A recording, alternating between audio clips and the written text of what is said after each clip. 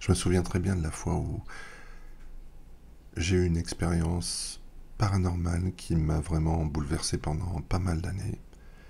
J'avais déjà eu pas mal de rencontres, ou en tout cas d'expériences particulières, mais celle-là, elle était beaucoup plus difficile pour moi. Parce que depuis que je suis tout petit, quoi, j'ai toujours eu baigné dans des ambiances particulières avec le magnétisme, la sorcellerie, la radiesthésie, et puis des histoires de magie noire, magie rouge aussi, magie blanche, verte. Et je connaissais plusieurs personnes qui pratiquaient autour de moi.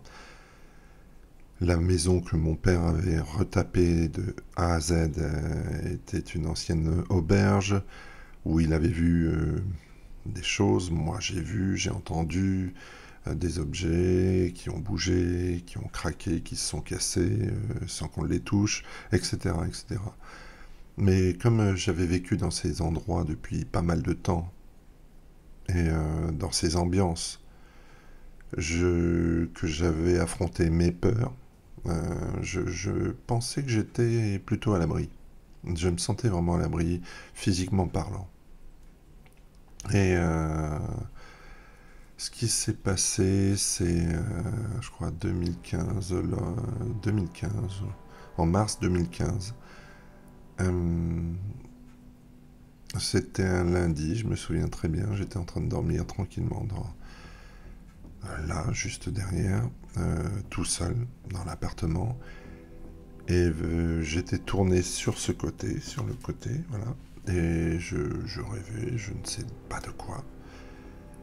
Et à un moment, une main s'est posée sur mon visage, plutôt, plus précisément sur mon front. Cette main s'est posée sur mon front et m'a reposé sur le dos. C'est-à-dire que j'étais sur le côté et elle m'a posé sur le dos. Et je n'ai pas eu peur. Je me souviens très bien, il était 1h53 du matin. Et je n'ai pas eu peur. J'ai déjà senti des entités ou des ambiances qui sont négatives. Euh, Quelquefois positives aussi. Mais négatives, je les ressens très bien. Je sais quand c'est négatif et j'aime pas trop. J'apprécie pas trop. Et encore plus quand je vais pour dormir. Quand je suis éveillé, quand je suis debout, si c'est en pleine journée, etc., je suis mal, j'ai des sensations désagréables. Ok, mais ça va, je fais face. Mais quand vous êtes dans le noir, en train de dormir, et que si vous ouvrez les yeux, vous avez cette crainte d'avoir, comme dans les films d'horreur, et moi, ayant bouffé énormément de films d'horreur, ou en tout cas films d'épouvante, ou films fantastiques, etc., euh, disons que j'avais cette crainte d'ouvrir les yeux et de voir quelque chose. Et donc, là, ce n'était pas la même chose. Là, une main me repose une main invisible, c'est juste la sensation de la main.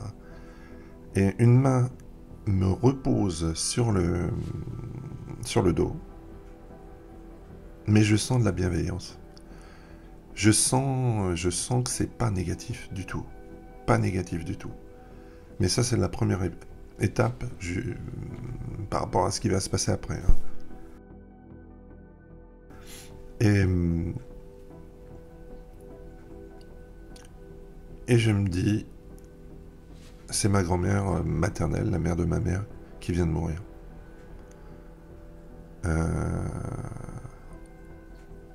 J'en suis quasiment sûr. Je pense qu'elle m'a passé quelque chose avant de partir. Et donc j'arrive à me rendormir parce que je suis pas effrayé par ça. Ça ne m'effraie pas. Ce qui s'est passé ne m'effraie pas. Alors je me rendors. Le matin, je vais travailler. J'étais à la poste à l'époque. Et vers les 1h, 2h, 3h de l'après-midi, mes parents m'appellent pour me dire que ma grand-mère est morte. Et là, je me dis, oui, mais je leur dis même plus ou moins, oui, je sais. Et bon, eux sont étonnés. Ouais.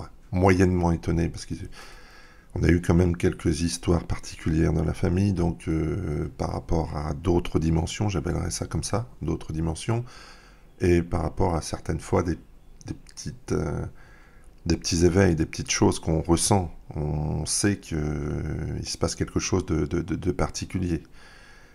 Donc, je leur dis, je sais, eh bien, je viendrai mercredi, et mercredi soir. Et c'est la fin de la première étape. Là, c'est une étape qui, à mon avis, a une certaine importance. C'est que j'avais déjà une certaine sensibilité qui ne se manifeste pas tout le temps, mais à certains moments. C'est-à-dire que je ressens des choses à certains moments. Euh, En ce qui concerne les énergies négatives, je les sens tout le temps. Bon, ça c'est pas. Mais en ce qui concerne les manifestations extérieures ou extradimensionnelles, ça je suis pas tout le temps réceptif parce que je- j'ai beaucoup d'activités, on va dire, autour qui peuvent, à mon avis, me casser de ça. Bon, en tout cas, me séparer de ça. Le mercredi, donc, je descends dans la Loire, dans cette maison dans laquelle j'avais déjà eu quelques bricoles. Voilà. Et il est tard, je sais pas, il est 9 heures du soir ou 10 heures, je sais pas. Et je vais dans une chambre, de moi, je vois mes parents, plus ma grand-mère, vu qu'elle venait de mourir. Et ça ne veut pas dire que je l'ai vue, je ne l'ai pas vue. Je n'ai pas vu. Ma mère était déjà très malade à cette époque-là, donc pour ne pas déranger mon père, elle dormait dans le salon en bas. Et mon père dormait en haut, et moi j'étais dans la chambre où ils dormaient ensemble avant. Voilà. Donc, et, je me couche, je sais pas, minuit, 1 heure peut-être, je sais pas, et j'ai pas envie de dormir. Moi j'ai pas envie de dormir, c'est pas que j'ai pas envie de dormir, c'est que j'ai peur de dormir dans cette pièce où quelques mois ou quelques semaines avant, j'avais vu quelqu'un sur mon lit. J'avais entendu aussi des choses en présence d'autres personnes. J'avais entendu des choses et notamment la porte, la porte coulissante qui s'ouvrait, des sons particuliers. Bon, bah, bref, cette chambre pour moi était sur un endroit très canal. En tout cas, elle ressentait les choses. Voilà, ou en tout cas, elle canalisait les choses, plus précisément. Je vais pour dormir, mais bon, juste avant, donc je fais la tablette, des jeux ou de je sais pas quoi, voilà. Et je ne veux pas dormir, mais bon, je me dis, bon, allez, arrête tes conneries. Qu'est-ce que tu veux qu'il t'arrive? Il ne t'est jamais rien arrivé physiquement, au niveau du son. Ok, quelques, quelques perceptions physiques, ok, mais juste quelques perceptions physiques. Au niveau visuel, un tout petit peu. Donc, qu'est-ce que tu veux qu'il t'arrive? Donc, je laisse quand même la porte ouverte. Parce que oui, je me sens, quand je dors, ou en tout cas quand je suis allongé, que je ferme les yeux, c'est à ce moment-là que je me sens en état de fragilité malgré tout. Quand je suis debout, je peux faire face à ma peur, à mes peurs. Je peux faire face à ça. Quand on est couché, allongé, les yeux fermés, voilà, et quand on a en plus une imagination assez fertile et qu'on a eu déjà quelques bribes d'expérience particulière, j'éteins pas la lumière et je me mets toujours, je me mets un t-shirt sur le visage pour cacher les yeux. Je commence à m'endormir, un quart d'heure, 20 minutes, je commence à m'endormir. Et là, qu'est-ce qui se passe? C'est que le t-shirt se soulève. Il se soulève vraiment. Il se soulève et je sens une ambiance déjà plus fraîche. Plus fraîche. Déjà, je sens que c'est beaucoup plus frais. Et, je me sens pas tout seul. Et je me dis qui a soulevé ce t-shirt. Il y avait personne malgré tout. Hein, je me dis arrête, tu divagues. Tu tu te fais peur tout seul. Et tu es en train de te créer des peurs tout seul. Et peut-être qu'en soufflant, tu as soufflé, le t-shirt s'est soulevé, c'est peut-être ça qui s'est passé en réalité. Et ok, je m'adosse. À ce moment-là, mon père descend, il me dit mais tu dors pas encore? Bah, je dis si, je vais dormir, si. Et là, je dis bon, bah allez, ok, je vais éteindre, je vais éteindre. J'éteins, mon père remonte, et il se passe 1 heure ou 2. Et à un moment, je suis sur le côté, étonnamment le même côté que lorsqu'il m'est arrivé d'avoir la main sur le front qui m'a reposé sur le dos. Mais là, je suis sur le côté. Et je vois dans le noir le plus absolu, derrière la porte qui est ouverte, un dos. Un gilet qui ressemble en plus à un de mes gilets. Et je ressens une douleur terrible et violente dans le dos, dans mon dos. Et je vois comme un zoom sur ce pull, tout en sentant une haine, une violence terrible, vraiment terrible. Et ce zoom, c'était pas un zoom, c'était un travelling. C'est moi qui avais fait le travelling. Moi qui suis pas super léger, j'ai fait 2 mètres en vol plané. J'ai été projeté complètement. Le zoom que j'ai vu avec ces douleurs, c'était pas un zoom, c'était complètement projeté. J'ai été projeté contre l'armoire. Ce qui fait que après j'ai eu des fractures j'ai eu de multiples fractures et moi je suis parti en criant. Là vraiment j'ai eu la peur la plus terrible qui soit. Pourquoi? Parce que c'était pas simplement le fait d'avoir volé, le fait d'avoir un choc qui m'a brisé des côtes à l'avant et à l'arrière. C'est une haine terrible et profonde que j'ai ressentie. Une haine terrible. Sur 1 ou 2 secondes, toute la haine et la violence du monde étaient canalisées là-dedans. Alors après, mon imagination a rajouté des petits trucs. Moi, je sais pas si c'est mon imagination, parce que je le dis maintenant, mais j'avais cette impression d'être sur une stèle avec des gens en tenue de cérémonie à l'ancienne, avec des animaux assez difformes et monstrueux, et qui, voilà, ça c'est ce qui m'est resté sur le point de vue visuel, c'est ce que j'ai vu.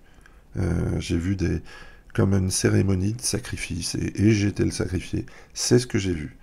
Et ça, bon, je ne peux pas justifier, est-ce que c'est mon imagination qui a travaillé? Je n'en sais rien. Mais ça s'est joué en plus sur quelques secondes. Hein. Mais ce que j'ai vraiment retenu, c'est toute la haine, par contre, qui n'avait pas de signification visuelle ou auditive ou quoi que ce soit, que j'ai ressenti le temps de ce choc, où j'ai été projeté d'un lit qui n'était pas super haut, hein, il fait 50 cm, donc si je tombe du lit, je ne me fracture pas les côtes à l'arrière et à l'avant, ça c'est sûr. D'ailleurs, quand j'ai été voir un ostéopathe et faire des radios, je leur ai dit, est-ce qu'en tombant du lit, je peux me faire ça? Ils m'ont dit, non, c'est pas possible, vous êtes payé quoi? Alors moi j'ai dit qu'il y a une poutre qui était tombée et qui m'avait... Ils m'ont dit, elle devait être bien belle cette poutre, parce que pour vous casser autant les côtes à l'avant et à l'arrière, elle a dû vraiment frapper fort et lourd. Mais cette force et cette douleur physique n'était pas vraiment ce qui m'a le plus choqué. Même si ça a remis en cause certaines choses, c'est que moi je me pensais super fort. J'avais su faire face à pas mal d'agressions, de magie, de formes de magie. J'avais pu faire un miroir, renvoyer à ces personnes-là. Mais là, cette fois-ci, ça m'a mis dans un état de faiblesse totale, parce que je me suis dit, merde, moi qui me croyais fort, moi qui arrivais à me protéger de beaucoup d'agressions, et ben là, non. Et, et le lendemain, Bah, de toute façon, juste après, j'ai pas dormi, hein. De toute façon, il y avait rien dans la chambre, à part moi, l'armoire qui m'a défoncé, le lit et puis la porte, parce qu'il y avait rien derrière cette porte, hein.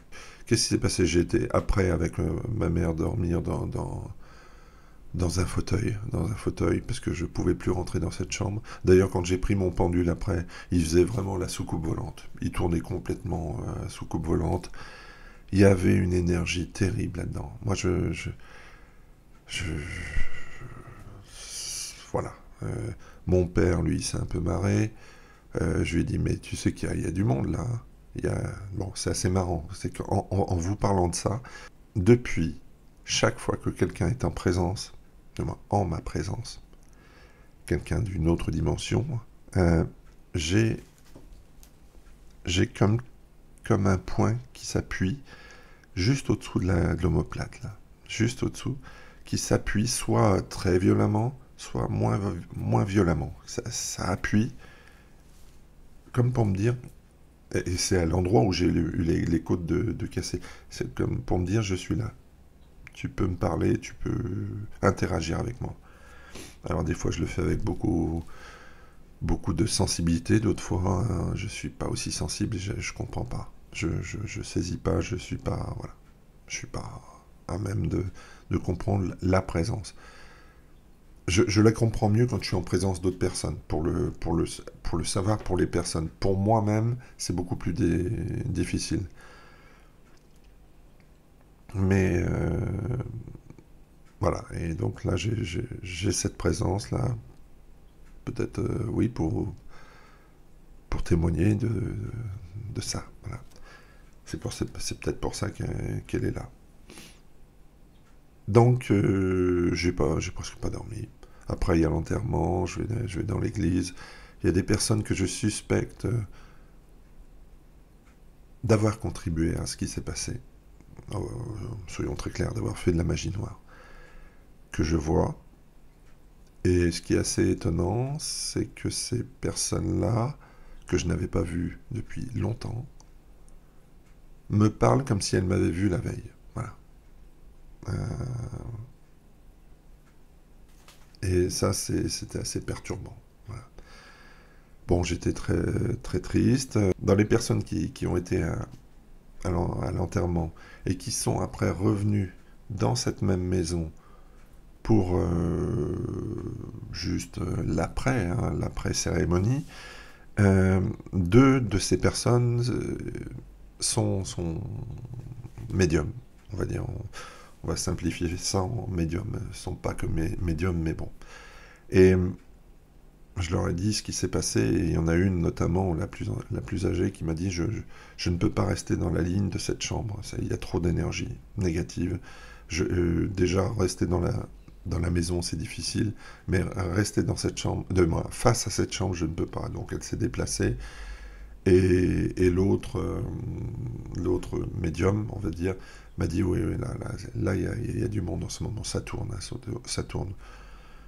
Alors, bah, moi je le sentais très bien, je reprenais le pendule et c'était très difficile parce que je sentais vraiment une oppression terrible du mouvement, énormément de mouvement. Et une oppression, surtout cette oppression. On ne peut pas respirer. Moi, en tout cas, c'est comme ça que ça se traduit. Ce point dans le dos, quand il y a quelqu'un qui est là et qui veut aussi interagir avec moi, mais ce manque de souffle, oppression au niveau du ventre et surtout au niveau du plexus solaire et, et du chakra du cœur. Là, c'est terrible. J'étais vraiment traumatisé à ce moment-là. Donc, je vous rappelle, c'était, je pense, 2015, oui, 2015, mars 2015. J'avais un ami qui avait un ami qui était dans le domaine et qui connaissait un groupe de personnes qui sont sur l'ensemble de la France et qui pouvaient faire le travail, aussi bien sur la maison que sur les gens. Dès le départ, je suspectais que c'était de la magie noire. Une association d'entités et de personnes vivantes qui ont fait de la magie contre la maison ou plutôt contre nous. Ma mère était extrêmement malade, hein. Bon, elle est morte depuis. Mon père, lui, est malade depuis aussi, mais il ne voulait pas l'entendre par rapport à cette maison. Je pense que c'était vraiment axé sur nous, peut-être plus que par rapport à la maison, même si mon père avait remis en état une croix en pierre euh, très très très très ancienne. Il l'avait remise en état et ça avait a priori, ça favorisait les énergies. Et je pense aussi bien positives que négatives. Mais en l'occurrence, là, c'était négatif. Moi, sur le plan personnel, je pense que j'ai dû me battre pendant 2 3 ans pour ne plus avoir peur et reprendre le pouvoir sur mon pouvoir qui est vraiment profond. Sur le plan à la fois philosophique, psychologique, magique. On va appeler ça magique, mais c'est pas tout à fait magique, hein. C'est juste le pouvoir qu'on a en nous, hein. On a un pouvoir magnétique, un pouvoir de vibration. La magie, c'est ça. C'est que notre pensée, nos vibrations, notre force aussi plus ou moins de conviction peut changer, modifier la matière et les vibrations des autres. Et c'est ça, en quelque sorte, la magie, hein. Et c'est ce que faisait, ce qu'on fait, ce groupe, parce que le groupe qui nettoie ça, que j'ai engagé, entre parenthèses, hein, que je n'ai jamais vu, mais qui ont fait ça, qui m'ont fait un rapport après, ils m'ont dit, sur vous notamment, et sur vos parents, et aussi un peu sur la maison, il y avait de la magie noire et de la magie rouge. Magie noire, donc, et magie de sang aussi, et donc des sacrifices, etc. Euh, et eux ont fait de la magie blanche, magie verte, contre ce groupe qui s'était allié véritablement, et ça je l'avais senti, hein, avec des entités pour faire du mal. Moi je leur ai dit, parce que j'étais en colère aussi, une forme de peur, une colère, j'aurais dit renvoyez-leur la politesse. Et ils m'ont dit, de toute façon, maintenant, comme on intervient partout en France, quand il y a ça, il y en a marre. On renvoie, mais vraiment de façon totalement démultipliée. Ce qui fait que, bon, il y a eu pas mal de personnes qui sont décédées de façon assez étonnante.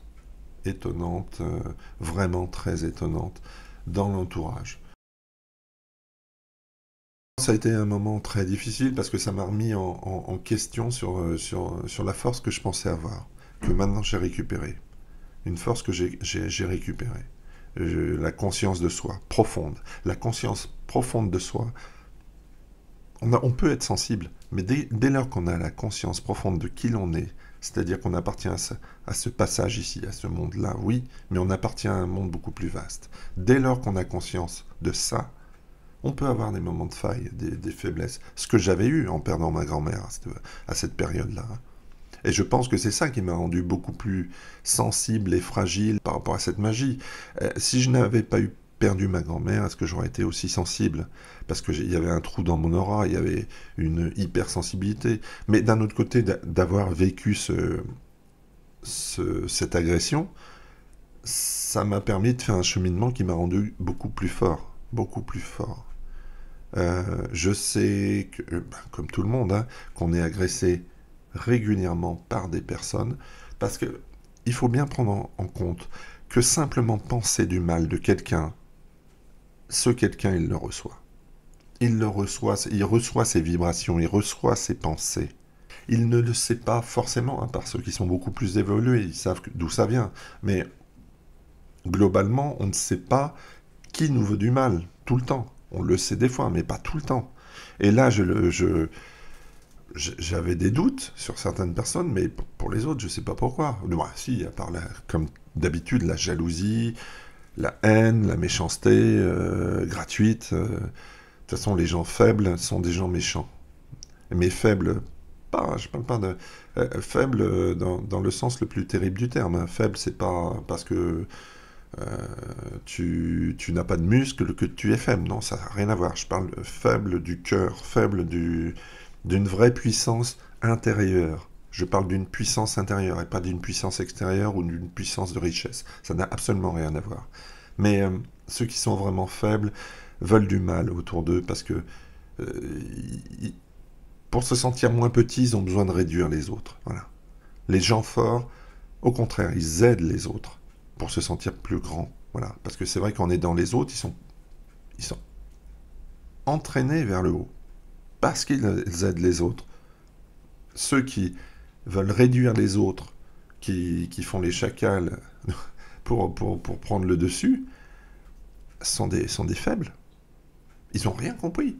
On utilise la haine, le mépris et l'humiliation avec le, le brin de petit pouvoir qu'on a, terrestre, hein, simplement terrestre, euh, pour avoir le dessus sur les autres parce qu'on sent qu'on n'a pas le dessus, on a perdu d'avance. On ne progressera jamais et on ne sera jamais épanoui. Alors que si l'on aide les autres par l'amour, de toute façon, d'un côté, vous avez... C'est la grande lutte, hein, la lutte, je pense, éternelle sur cette planète, et peut-être dans le monde entier, mais en tout cas, je parlais déjà sur cette planète, et on le voit très bien, surtout ces derniers temps, c'est la peur versus l'amour. Ça se résume à ça. Alors, soit on aide les autres, on évite d'avoir cette jalousie qui vient simplement du fait qu'on n'a pas ce qu'on veut. C'est une frustration, la jalousie. Ce n'est qu'une frustration, la jalousie, rien d'autre. Hein. Voilà. Donc, par rapport à ma petite histoire, et ça en revient à ça, hein. C'est dans les problèmes, c'est dans l'adversité, c'est dans les drames, c'est dans ça qu'on apprend, qu'on grandit. C'est est-ce qu'on s'écroule ou est-ce qu'on s'affirme à soi-même, à s'affirmer par rapport à soi-même, pas besoin de s'affirmer par rapport à d'autres. Hein. Je pense que ça m'a rendu encore plus sensible, s'il fallait l'être plus sensible. Euh, Par rapport aux gens, je sens mieux les gens. Euh, Par rapport aux autres dimensions, je les sens mieux, mais je les décris pas tout le temps.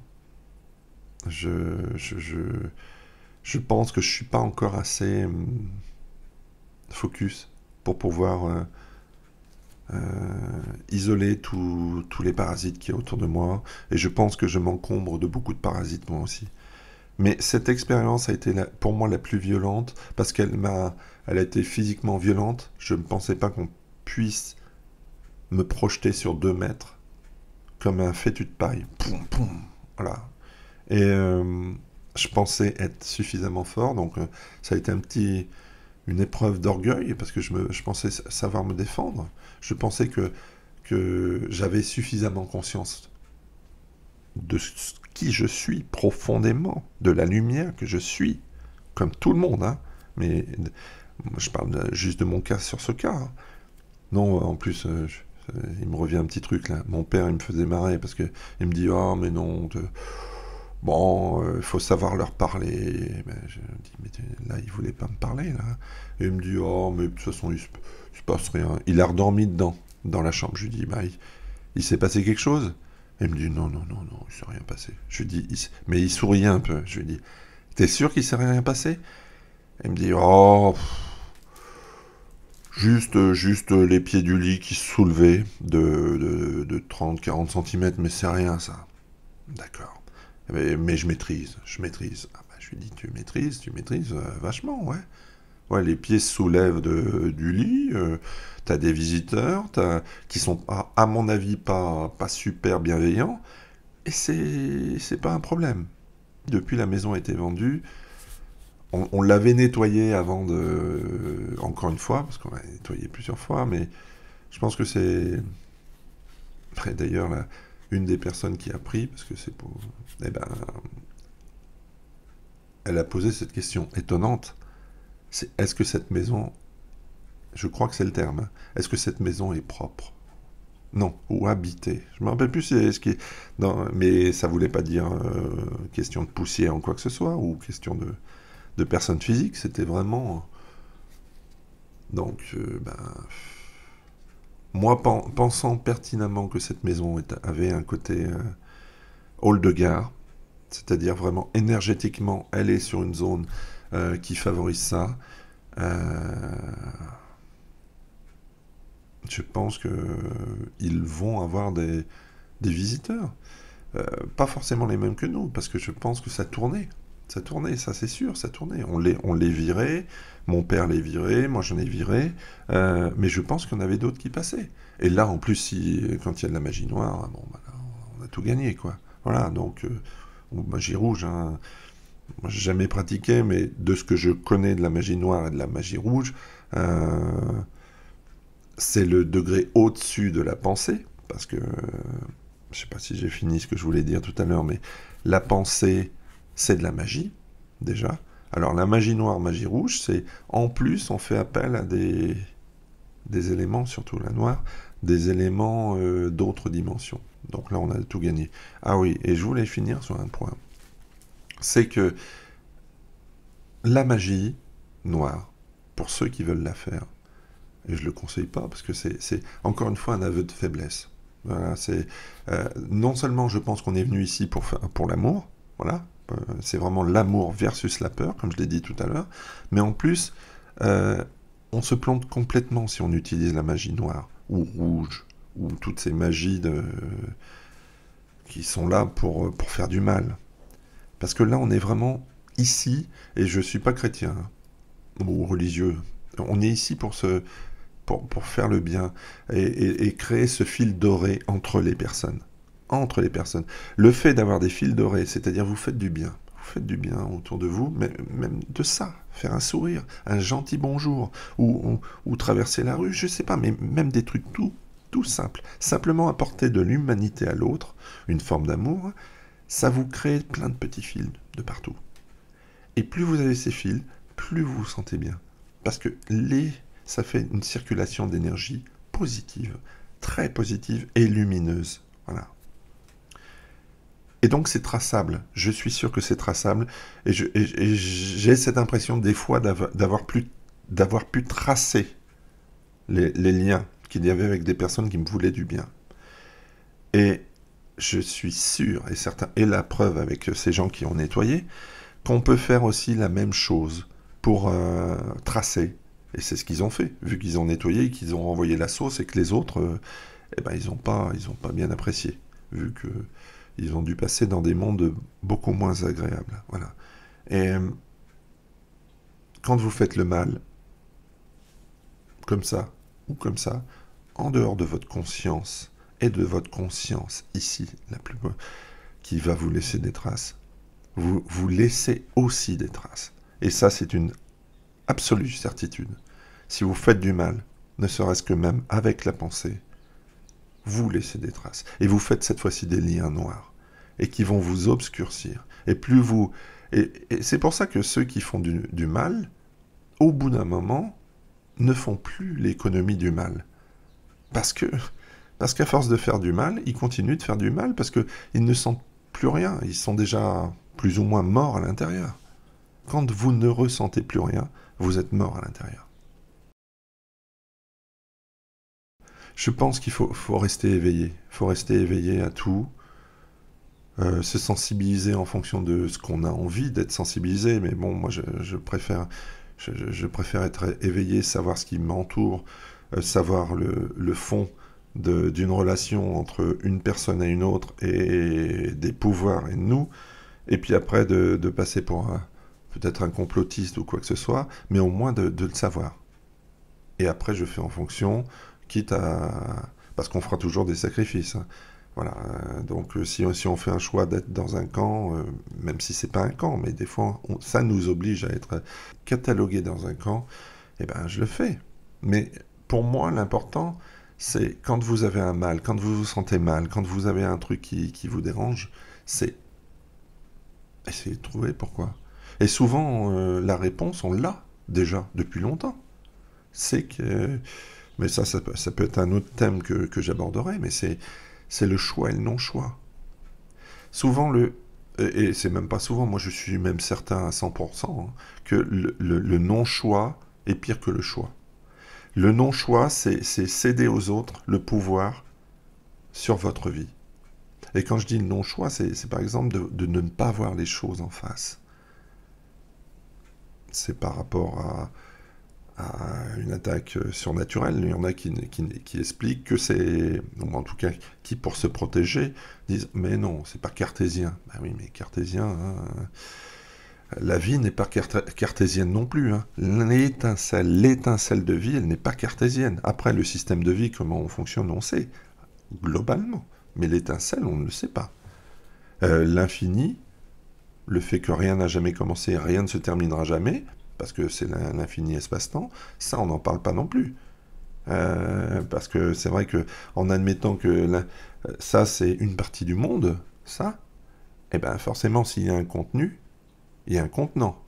Et le contenant finalement devient le contenu d'un contenant, et etc., etc. Donc ça c'est l'infini. L'important, vraiment l'important, parce que là je me perds, parce que il y a tellement de choses à dire, il y a vraiment beaucoup de choses à dire, c'est de ne pas se réduire, de s'éveiller et d'aller et de projeter sa lumière un peu partout. Déjà pour soi, bien se nourrir soi avec cette lumière et pour nourrir les autres. Ça, c'est hyper important. Nous sommes de passage ici. Alors autant faire de ce passage et de se servir des moyens terrestres hein, pour en profiter, pour être bien. Mais de préparer la suite aussi. Et moi, je suis absolument convaincu, en étant non religieux, je n'appartiens à aucune religion, à un mouvement spirituel comme ça, l'univers, oui, ce qu'on envoie à l'univers nous le renvoie, oui, là j'adhère vraiment, parce que ce sont des vibrations. Ce que je vibre, je l'envoie, et j'ai eu plein de preuves que, en fonction des vibrations que j'avais, je recevais, du bon ou du mauvais. Et ça, c'est une évidence la plus absolue. Est-ce que je maîtrise à tous les coups? Ça, c'est autre chose. Mais bon, globalement, faut pas hésiter à se faire du bien et surtout à faire du bien aux autres. Et ça, c'est hyper important. Et à être éveillé. Si on est là pour voir qu'une moitié, ou si on est là pour se masquer par peur, amour, voilà, eh bien, on a perdu d'avance. On a perdu d'avance. On est maître, totalement maître de notre destin, à 100%. On est même à 10 milliards de pourcents, vu qu'on n'est que de passage ici, donc notre destin, il est dans tous les sens. Voilà. Et on est vraiment ici pour quelque chose. Et ce quelque chose, il peut être légèrement égoïste sur certains plans pour se faire plaisir. Voilà, là, ok, il n'y a pas de mal à ça. Hein. Ça fait partie du plan terrestre. Mais c'est aussi pour grandir.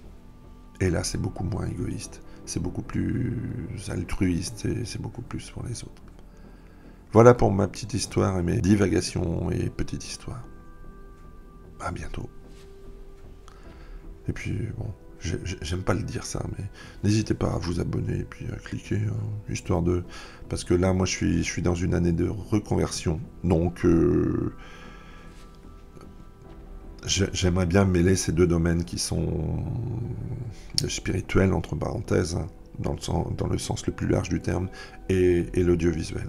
J'aimerais bien, voilà. Et pour en vivre, il faut que j'ai un maximum de collaboration, et puis aussi, ça commence à faire des revenus, quoi, parce que j'ai encore 9 mois devant moi, là, pour rester dans un boulot passion comme celui-ci. Voilà. Allez, à bientôt. Amusez-vous bien. Et surtout, ouvrez l'œil et ouvrez le cœur. Le cœur, tout se passe ici. Tout se passe ici. Votre lien aux autres. Et votre lien à votre environnement. À ce que vous aimez. À tout. Allez, salut, à plus tard.